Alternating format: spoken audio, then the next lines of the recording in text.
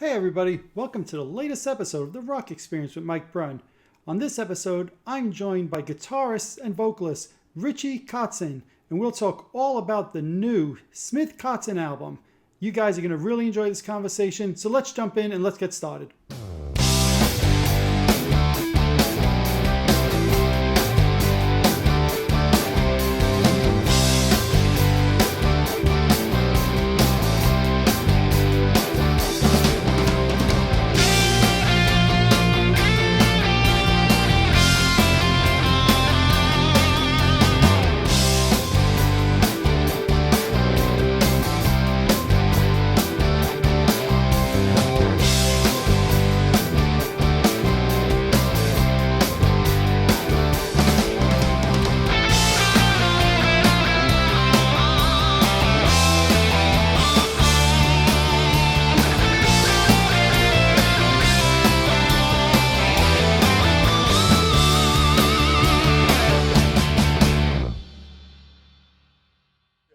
Well, yeah, let me just first off start off by asking you, I know you and your wife mentioned that you guys had COVID the end of December. Are you guys feeling okay? Everything okay now for you?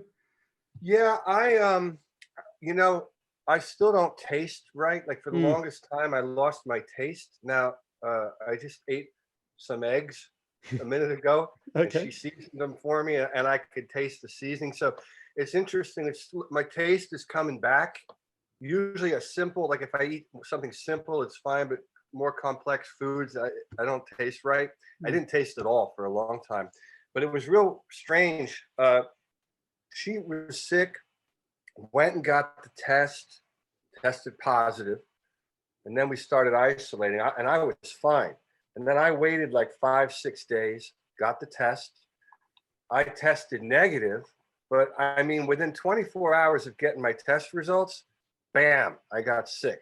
ah, So even though I tested negative for it, I was messed up for a week or two with the exact same symptoms. So I got to right. assume that I had it. You know what I mean? Sure, sure, Yeah. sure. Well, So fingers crossed for both of you that you get the taste back and everything else and health and all will be fine. yeah, So yeah, I'll be all right. awesome. Well, I want to also just say congratulations. Obviously, the release of the debut Smith Kotzen album was last week. So long time in Thanks. the making. So congratulations. Yeah, we're very excited about it. Yeah, no, it sounds great. This everything I've heard sounds absolutely great. I guess you guys started recording this last year before the pandemic. Is that correct? Yeah, yeah, yeah. Thankfully, we had it planned because we had stuff to do. He had a lot of shows with Maiden. I had booked 4 continents worth of dates to support my record 50 for 50. Yep. So we picked March of 2021 to release it, and then we picked April to tour it. And so thankfully we were able to keep the release date, but Right. obviously we're not touring it. Now that's what we're trying to figure out because we want to we want to get out there and play.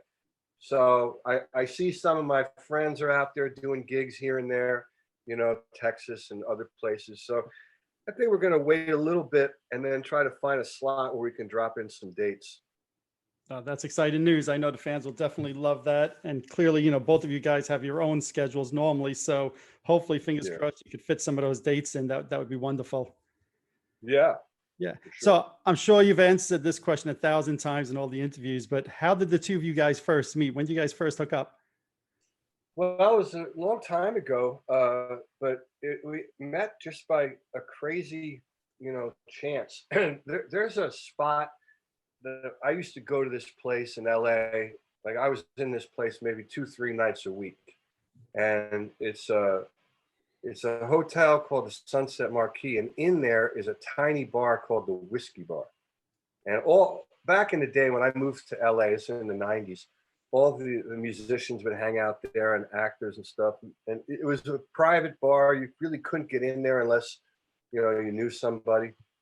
And I had been going there so many years, so I was always able to get in. But one night, a friend of mine were out and looking for something to do on an off night, and we went in there. And there weren't many people in that night, but one of the people that was in there was Adrian's wife, Natalie. And so my friend started talking to her, And then one thing led to another, and then my friend said, "Oh, Richie's a guitar player, musician," and he showed a video of me playing. And then she said, "Well, my husband is Adrian Smith from Iron Maiden." And I'm like, "Oh my God, that's like Right. one of my heroes." So I said, "I got to meet him." Well, he's coming to LA. So that's how I met Adrian. And then what happened here is over the years, they would have get-togethers at their LA house and invite me and my wife, Julia, and we'd be hanging out there. And then there's a room there where all the guitars are set up. So we'd have jam sessions. And then in more recent times, Natalie, his wife, suggested that Adrian and I try to write a song. And so that's how it started. And then, we hit it off, and now here we are. What was the first song you guys wrote? Is it on the album? Yeah. Which one? Running. Nice. Very nice. Now, what is it like for you to write? Because I know you've done 20 plus solo albums, and a lot of you writing on your own. What is it like for you to write with somebody else? Do you prefer that, or do you prefer writing on your own? Doesn't matter. I mean, it's like, if you're writing a good song, it's you know what I mean? If it's a good song, it's a good song. Now, obviously I've been making solo records since 1989. Mm-hmm. And, and I guess I average a record a year, unless I'm doing something else, like, I'm doing another thing. So I'm very accustomed to being the only guy in the room, doing things the way I want. And, it's fine for me. It's who I am. It's what I do. But with this situation, having a partner, and this is like a partner where it's like an equal partner, it's, we're sharing both the lead vocals and the lead guitar. He'd grab bass on a song, I'd grab bass on another song, and we were the only two guys in the studio. So for me, it was nice to be able to like take a break. Okay, I'd leave the room, Adrian can do a guitar solo, you know what I mean? Mm-hmm. And he'd be doing his thing, and I don't have to worry about it. So I really enjoyed it. Right. Not to say that I won't make my own records anymore. Of course. I will, but it was a nice departure, that's for sure. One of the things that surprised me that I love about the record is that usually when there's two people singing, playing guitar, it's all right, you sing this verse, all right, I'll sing this verse, or better yet, you sing this song, I'll sing that song. You guys really work, I'll say, seamlessly together. You'll sing a line, all of a sudden he'll come in, sing a line, you'll do a guitar solo, all of a sudden he's weaving in, you're weaving in. It really is seamless. And it's one of the things I love about the record. It's like, it's truly a partnership, but that's that seamless partnership there. It's funny, there were times when I was listening, when we were approving the mixes, and I'd be listening, and I forget, like, who's doing what? You know what I mean? and so we got together recently just to jam a little bit. And so I went back. I still have the master files. I had to go back and pull up the master file, because I have each track labeled, like RK guitar, Adrian guitar. So then I could look, oh, okay, I thought that was me. It is me. Okay, right. Great. Oh, that's Adrian. I thought I played that. You know what I mean? Like, kind of nutty, but that's a good thing. That means it's, meshing well together. Agreed. No, it's like I said, it's one of the things that I loved. Now, when I love to read the liner credits and all of that on records, and I see you guys recorded this in Turks and Caicos. Now I'm thinking, when I go there, I'm sitting on a beach with a drink. I'm not working and recording an album. What made you guys record there? Adrian, that's a spot that he likes to go. Him and Natalie go down there quite often, actually, and he's made some friends there and that sort of thing. So they said, hey, let's do this. And Julia and I had never been there before, and I was already in Miami. I had a show in Miami, and then so after that ended, we went down. And like you just said, the beach, I spent the first 3 days, not wanting to do nothing, just wanted to just hang out and, drink. Right. Of course. Yeah. Like you mentioned before, the album is largely, I'll say, self-contained, the two of you, like you said, kind of shading off guitar, bass. You even do drums on a majority of the songs, not all of them. How did you guys decide, like, who would play what parts, or who would sing what parts, who would play bass? Like, what was the thought process? Well, it just kind of worked itself out. It was a situation where, in some instances, if somebody had an idea for a vocal line, then they would just sing it. Like, so for example, like the verse to Taking My Chances, he just heard that, so he sang it. And then the next part, that's what I heard. So I Right. sang it. But not for everything. For some stuff, it was different. Some things we really labored over lyrics together and the story. What are we singing about? And I made it come up with a melody and thought, well, your voice will sound better on that, so you sing that. That it was real relaxed. It wasn't a high pressure thing. I don't think either one of us feel like we're trying to prove anything to anybody. Right. So. Right. Well, you're certainly both established enough that, like you said, you don't need to prove anything to anybody at this point. But it sounds like the whole songwriting process was, I'll say, very fluid, where it was just bouncing ideas. It's not like you came in with songs and he came in with songs. No, we didn't do any of that. No, it was all, we worked it all up together. That's awesome. Now, I mentioned before that it was largely self-contained, but you did have a couple of guest drummers on the album. Do you want to talk about that for a moment? Yeah, well, we had however many songs I played on. I think he said 5. Mhm. And then we had some more to do. And then we thought, well, why don't we get somebody else in here just to, mix it up a little bit. So he had the idea to get Nico to come in, which was great. He just took that song to another level. And then Tal Bergman and I have been playing together on and off since I was 26 years old. And so, we had just done a gig together. So I called him to come do some drums. Mm-hmm. And so, it was like that. Yeah. One of the things, as you're saying, like how long ago you guys met, a thought that crosses my mind is, what took so long for you guys to do this and work together? Yeah, well, that's the thing. I was talking about this with somebody earlier today. It's like you go through and you have friends that are musicians, and somebody says, "Oh, you guys ought to do something together," or "Oh yeah, let's do something." But at some point, you got to actually just fucking do it. Right. I mean, you can talk about it all day long. It's either you want to do it or you don't. So, with Adrian and I, we got together. We wrote some things, and then we just did the work. Just thought, I like the way it sounds. It's easy for us to work together. There's no drama, or it's 2 of us, so pretty simple. Right. So there it is. There you go. What are the standout songs on the CD? Well, I guess Scars is one. I know that when we wrote that, I that was early on in the process. It might have been the second song, and I thought, okay, we're on to something here. This is worth doing. Yep. And but I listened to the record all the way through. The other day they did this thing on YouTube where they premiered the whole album. Yep.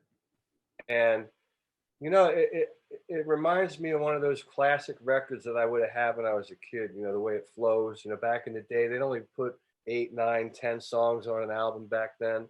Yep. So it plays well. It's like 2 sides. It really does play like a 2-side record. Agreed. And it's almost impossible to pick out favorites, because then you're shining a light on one thing and kind of taking it off the other. So, I like it all. Yeah, well, I can totally understand that. One of the things I like listening to it is you have your hard rock songs, you have songs that are certainly very blues based, stuff that if you are only listening to Maiden, let's just say, you might be a little surprised to hear Adrian Smith playing some of the stuff, but it's really great. And I love that mix of the hard rock and the blues stuff that you guys did on the record. Cool. Thank you. Yeah. Thanks. Yeah. To me, I know, like you mentioned, Scars. I think Glory Road was another one to me that stood out. Anything you remember about writing that song? Glory Road, I think Adrian had the concept for that, like as far as a lyrical concept, and maybe even that riff. I think that riff was his.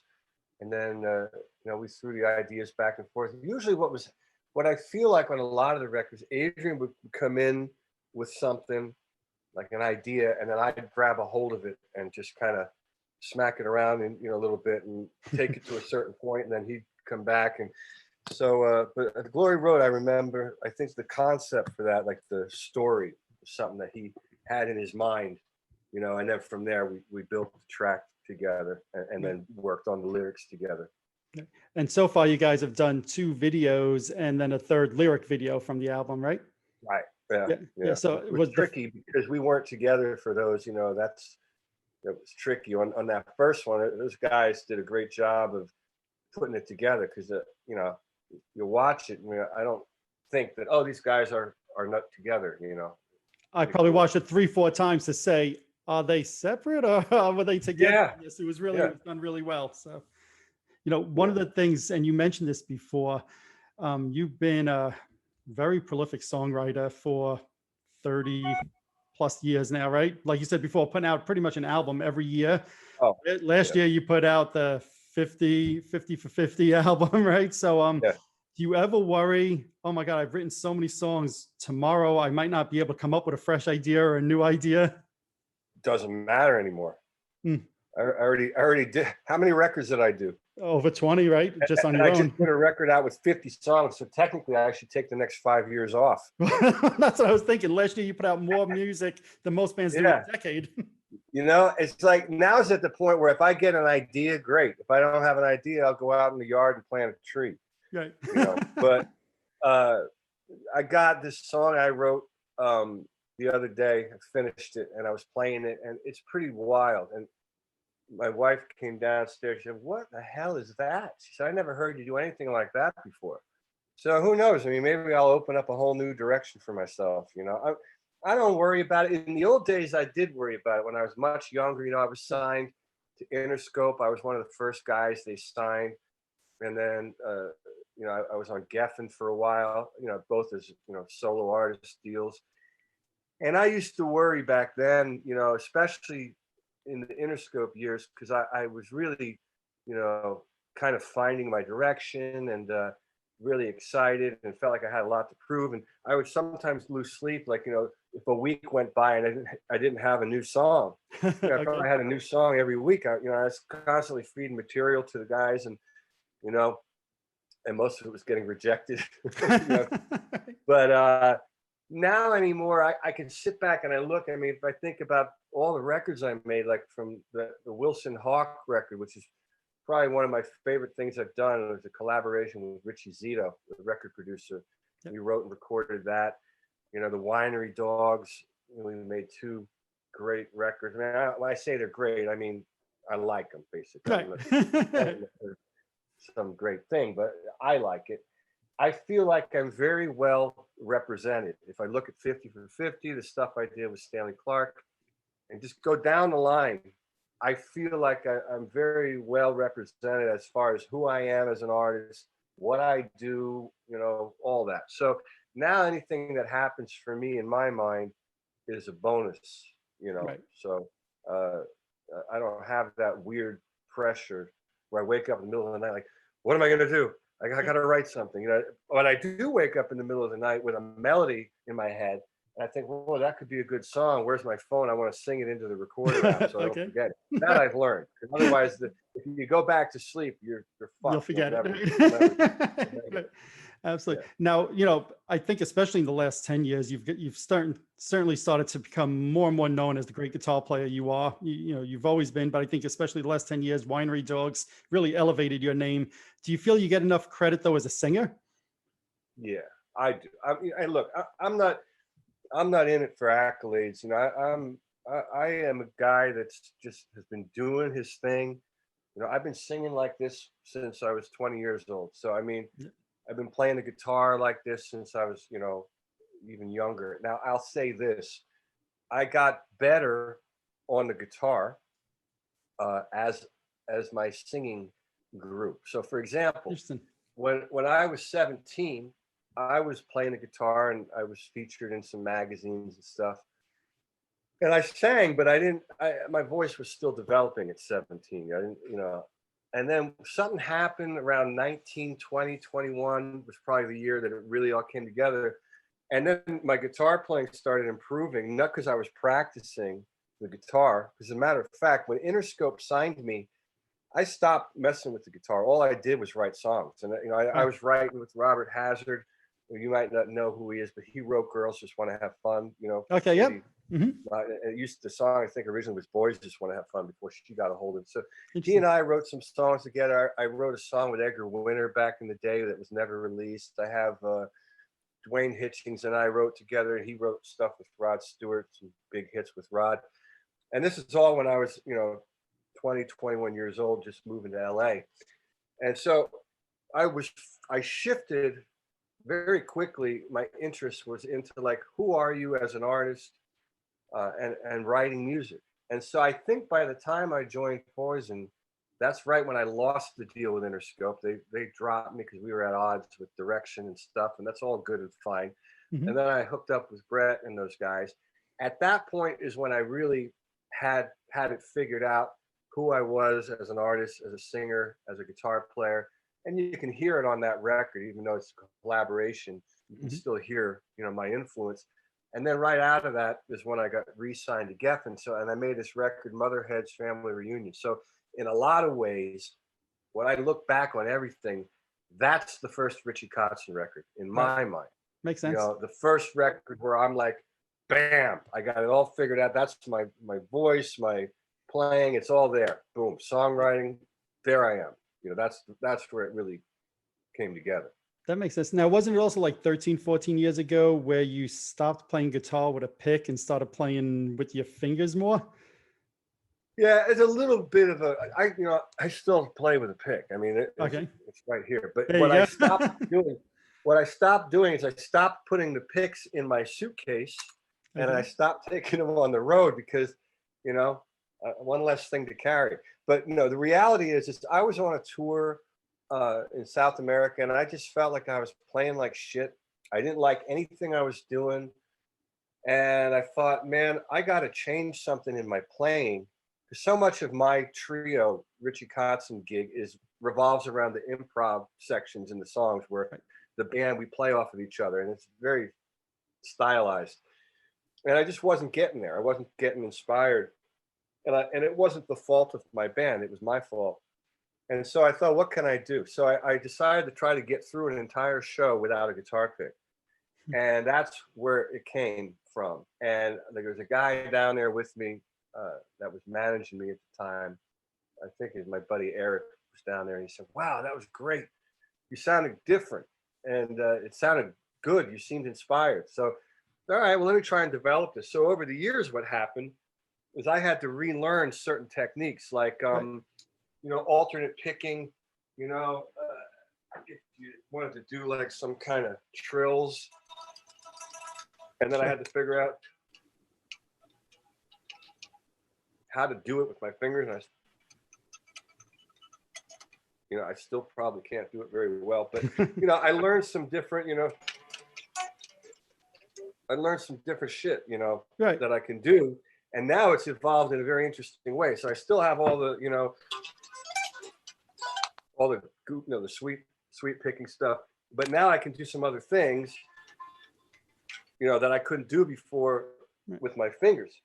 So now I have I have a whole new thing that I can play, other stuff. My vocabulary, obviously in English, I'm struggling with my vocabulary, but on the guitar, vocabulary got bigger. Right. How long did it take you to feel comfortable playing without the pick? Spit it out, Kotzen. How long did it take you to feel comfortable and so without playing with the pick?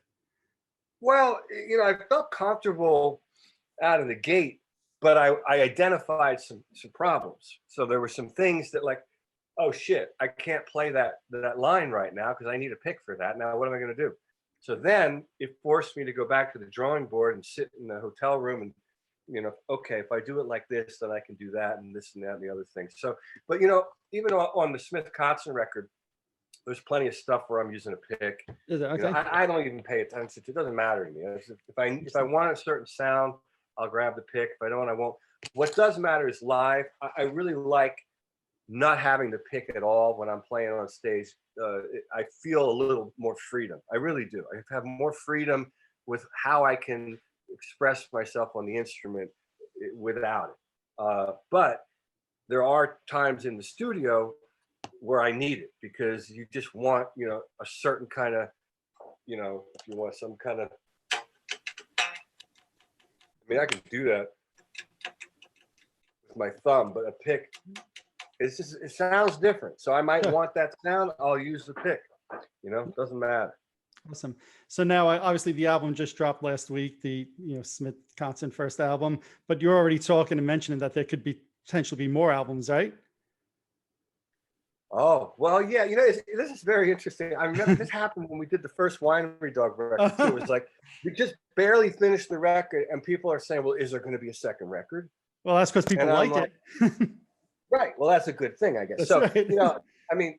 look, we had a great time doing this. It's very easy for us to work together. I don't see why we wouldn't do a second one. I think we could do a second one. Awesome. But obviously we're looking at the first one. It's just come out, so of course. Yeah. One step at a time. Then last question: anything new on the Winery Dog side? Any ideas or plans? No, for that? nothing new there. I saw on the internet that they put more Sons of Apollo dates back, because you got to realize when all this pandemic stuff happened, I remember they were in Europe. Yep. Mike and Billy were in Europe with Sons of Apollo, yep. and they had all kinds of shows booked, and they had to rip everything down and come home. Yep. I had planned all of 2020 touring. I had 4 continents. I had Europe, South America was being put together, Japan was up, I had North America ready to go, and it all came down, So I don't know what's going to happen, when we can get back out again. Now, I imagine that there's going to be other dates that they have to do, Sure. in order to get through that. So it just seems like there's always some, something in the way of us getting together. Now, we did do a tour in 2019 that was a lot of fun, and we were talking about a third record then. But the thing about that group, it's not like you can send files around and try to make a record that way. I think with that group, we got to be in the room together, the 3 of us. I really do. I think we got to be in a room throwing ideas around. Unless we're going to bring in songs that somebody else wrote and do that. And I don't think that's smart.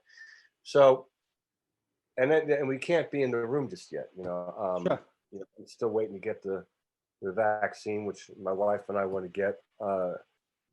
And so, once things are safer and more, normal, then I think we can look at it. Awesome. Well, the Smith Kotzen album is available streaming. It's available on CD, different color vinyls. So there's pretty much a format for every interest out there. So I strongly encourage people to check it out. I love it. I think it's, early album of the year consideration in my mind. That's how good it was. It really blew me away. And, I'll thank you for putting out the great music. And we look forward to maybe some more music in the future and hopefully see you on the road sooner rather than later. All right, man. Thank you very much. Thanks very much, Rich. Take it easy. Bye. Bye. Alrighty, there you have it. I'd like to thank Richie for joining me and talking all about the new Adrian Smith Richie Kotzen album. If you guys haven't heard it already, I strongly encourage that you go out and purchase it. You'll really love it. I guarantee it. Thanks so much, Richie, for joining me and talking all about the album. If you're watching this on YouTube, hit that subscribe button below. If you're listening to one of my podcasts, subscribe over there as well. Also, head on over to Facebook and follow my page, The Rock Experience with Mike Brunn, where each and every day we talk about all the rock and roll music that you love. You should also follow me on Instagram and Twitter as well. That's it for this episode. Thanks for watching. Thanks for listening. See you all next time.